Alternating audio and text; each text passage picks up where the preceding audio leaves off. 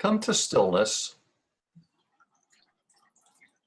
and on this image of the Earth in space, focus on the atmosphere, that thin layer that you can see around the surface of the Earth.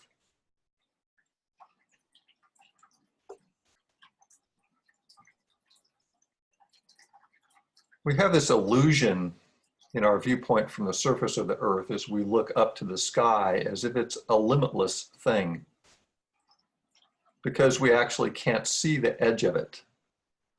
But in reality, our atmosphere is very thin. It's a layer of gas around the Earth that we all live in. So now close your eyes. Feel your breath moving in and out.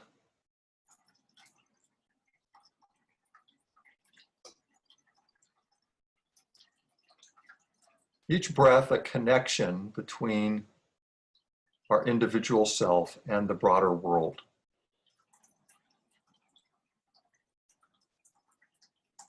Think of all the green plants around the Earth that are cycling the carbon dioxide that we breathe out and releasing the oxygen that we breathe in on our next breath.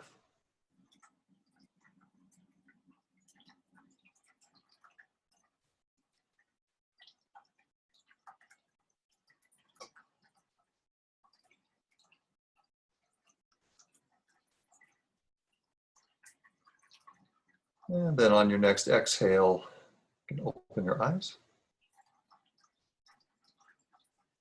This is a little graphic of the global carbon dioxide emissions from the mid-19th century on up to present times. Emissions have not grown greatly since 2011. They're about 1 billion tons a year higher than this. In 2017, they were 33 billion tons of CO2. And it's these emissions in recent times that have caused this major increase in the amount of carbon dioxide in the atmosphere. The 1950s that's the decade I was born in. So this increase from then to now has happened in my lifetime, and the amount of carbon dioxide in the atmosphere now is almost 25% higher than it was when I was born. And you can see down here at the bottom of the screen recent numbers from the last 2 years in September that the CO2 concentration is continuing to climb. Well, how do we know that it's actually the carbon dioxide from human activity that's causing global warming? This graph just summarizes the different factors and shows that the warming that we actually see, which is this gray line, is actually somewhat less than we would expect from our greenhouse gases alone, because other pollution that we put into the atmosphere has somewhat of a cooling effect. But what we're seeing for climate change now is really attributable to human activity. Getting into our specific topic today, on the website, there's a section under the Action tab that is framed as a zero emissions goal with 3 parts. The first part of that is understand your carbon footprint. That's understanding how your own activity impacts emissions. And the second is to reduce that as much as you can. Third step would be to purchase carbon offsets for what you can't reduce, and then repeat. Mm-hmm. And as technology develops and as things like electric cars become more affordable and more available, as solar and wind power become more common, we can buy it here in the DC area, but in other parts of the country, people may not have access to it. But as the years go by, there's going to be continuing opportunities to reduce the footprint some more. So our focus today is going to be on this step 1, understanding your carbon footprint. I also want to point out that beyond the personal level, there are city and state governments that are actively working on zero emission or clean energy goals. Hawaii and California have both adopted goals to have 100% clean energy by 2045. And there are over 85 cities and counties, the number keeps going up, that have adopted 100% clean energy goals. Some of them have actually already met that. Bringing this down a little bit more concretely, the carbon footprint, which is the amount of carbon dioxide emissions that each person or city is responsible for the average American has been estimated at 17 tons. This odd spelling of tons is a metric ton, or 1,000 kilograms. Every gallon of gasoline or diesel fuel or aircraft fuel, it's basically all the same, but every gallon of fuel that's burned emits 20 pounds of carbon dioxide, which is actually quite a bit more than the fuel weighs itself. And the reason for that is the weight of the fuel is highly carbon. And when it's burned, then it combines with oxygen from the atmosphere. So the CO2 actually weighs quite a bit more than the fuel. Air travel is a big emitter of CO2. A round-trip flight from DC to Los Angeles will emit around 1,200 pounds of CO2 per passenger. Thinking about your personal carbon footprint, I like to think of these as direct sources and more indirect sources, and there's some gray area in between. So direct sources would be the electricity you use if it's generated by coal or natural gas, vehicles driving that you do, again, if they're gas or diesel vehicles, or if it's an electric vehicle, but your electricity is generated by coal or natural gas. Travel, particularly air travel, home heating from fossil fuel sources. Natural gas heat's very common in this area. And then water use and heating of water are also big generators of emissions. Water is heavy and it takes a lot of energy to pump it, move it around, purify it, deliver it to houses, and then of course the actual heating of the water. With an electric water heater and clean electricity, this isn't a factor. With a gas water heater, it would be. And then there's indirect sources such as carbon from the food that we eat. Most of the carbon in the food that we eat comes in the production of the food, the agriculture, and then a portion also comes with the shipping and distribution of it. And the same thing applies to any goods that we buy. The global economy now produces goods at low cost all over the world and then ships them. The global shipping emissions are actually higher than global aviation emissions now. Just buying and having things shipped is a source of emissions. And then I put plastics down here because plastics are a big consumer of fossil fuels. Most plastics are made from fossil fuels, and there's a lot of emissions associated with the natural gas exploration and extraction, as well as the production of the plastics. And then we have all the issues associated with the plastics as well. One way to understand your carbon footprint is to just identify the different sources of emissions that apply to you from that earlier list. Then think about ways that you can reduce them.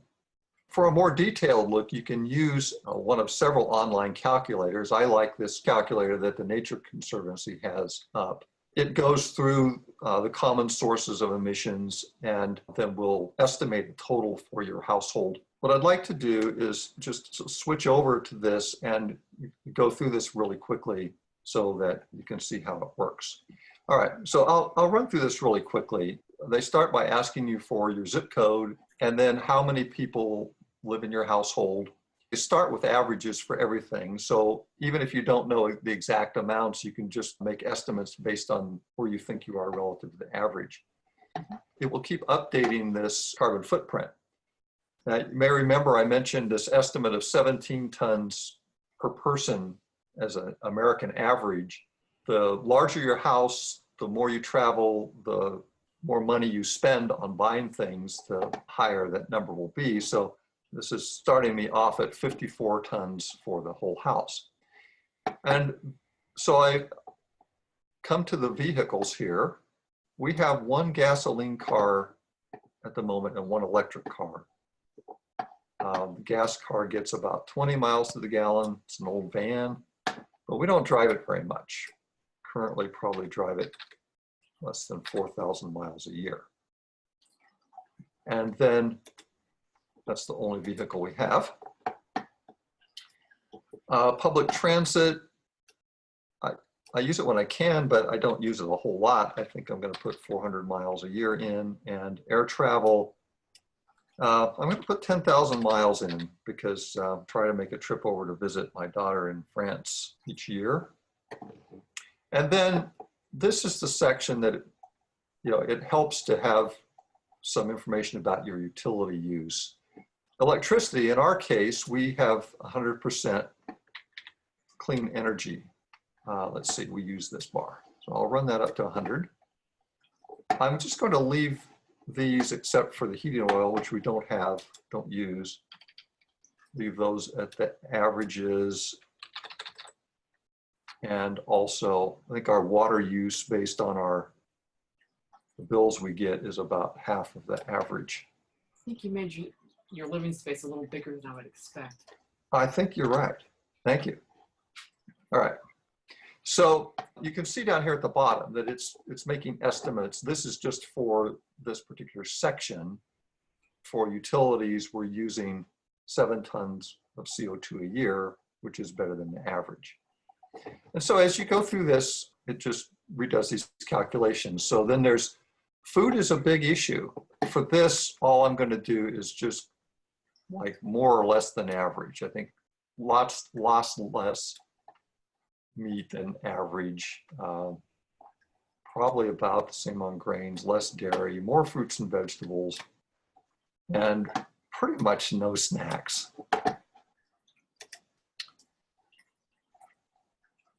Shopping, I don't know. This seems like a lot to me, the average. This is on goods and services. I guess the older you get, maybe the less you need to buy. So I'm just going to roll these down to something less than average.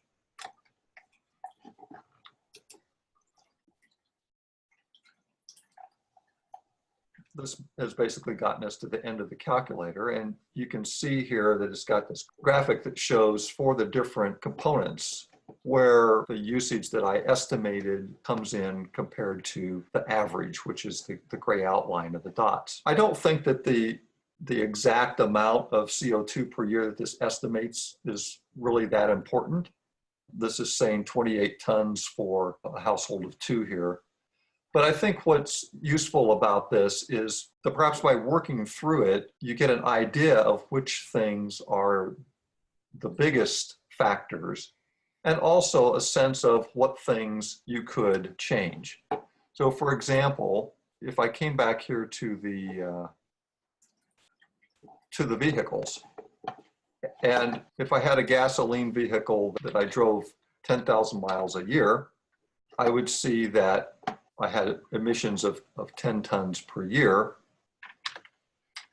And if I said, I'm going to just replace that vehicle with an electric vehicle, and you could see that that would save 6 tons of CO2 a year compared to driving 10,000 miles in a gas car. Beyond the total, playing around with these is a way to identify potential changes that you could make. That's the basic carbon calculator. There are several others out there. I also link on the website to one from the EPA that is similar, but I think this one's a little easier to use. I hope this look at personal carbon footprint has been helpful. In yoga, correct understanding leads to right action. By becoming aware of our own contribution to global warming emissions, we can move on to determining what action to take. Reducing our carbon footprint will be the next ClimateYogi action of the month. For more information and updates, see climateyogi.org.